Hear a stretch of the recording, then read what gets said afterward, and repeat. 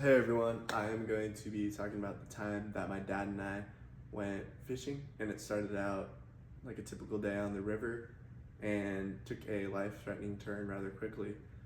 So, about a year ago in our hometown of Jacksonville, Oregon, my dad and I decided to go out to our local river, the Rogue River. We were going to go trout fishing and steelhead fishing. Steelhead are a species of trout that come in from the ocean and are much larger and stronger and are great fish to eat. So we woke up on a cool summer morning. I think it was the month of July. We decided we were going to target some steelhead, and we had just recently gotten access to a private area of the river from the state, which we had paid for. So we were both very antsy to check out this new spot and possibly hook up on some larger and fish we could keep and eat. So we drove about an hour to this gated area and pulled up, just a super remote spot, kind of in the middle of nowhere. We opened the gate, drove about 2 miles or so down to the riverside, arrived, and just a beautiful spot on the river. Nobody was out there, it was just us two.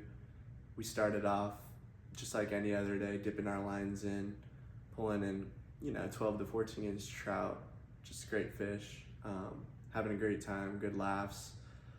We cooked our own lunch out there on the riverside, and about 2 hours rolled by or so, and I told my dad, I said, hey, I want to head down river and see if I can't hook up on a larger fish, and bring it home for the both of us. And he said, he gave me the okay. He said, all right, just be all right down there, be safe.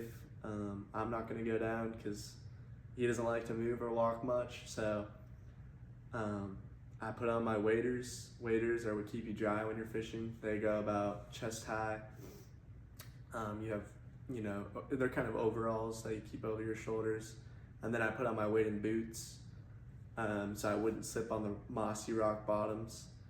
So yeah, I put on all my equipment. I started to trudge about a quarter, half mile downstream. Everything was good. I was still casting my line, pulling in good trout.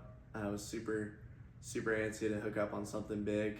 And about a few hundred yards or so, I saw a big tree, overhanging tree, and I knew a big fish was going to be hanging under there. So I started to make my way towards the middle of the river, and that's when the rock bottom turned into mud. And at first, it felt fine to me. I've walked on muddy bottoms before in the river. It wasn't until I started to sink and the mud began to fill in my boots that I was starting to worry. So panic kind of struck me, and I kept walking, and I just kept getting deeper and deeper until it hit about above my knees, and I started yelling out to my dad, hey, I'm sinking, you're gonna need to come down here. And at that point I had actually started to swim, started to do, a little breaststroke, just trying to get out of there.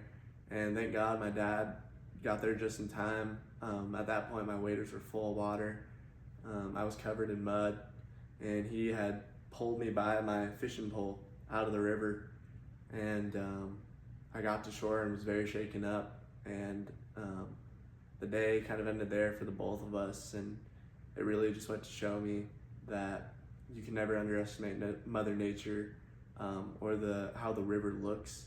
You never know what's lying underneath you, and you always need to bring a friend or a life jacket out on the river with you, because that's how a lot of drownings happen. So I just thank God that my dad was there, and it just went as a reminder to always bring somebody with you when you're wading through the water, and to always be near somebody too. If my dad wasn't near me, that could have ended rather badly. So since then I have always taken a friend out with me or a life jacket when I'm fishing, and it just served as a good reminder to me and to other fishermen and other people that like to go out on the river to always have somebody with you and take safety precautions.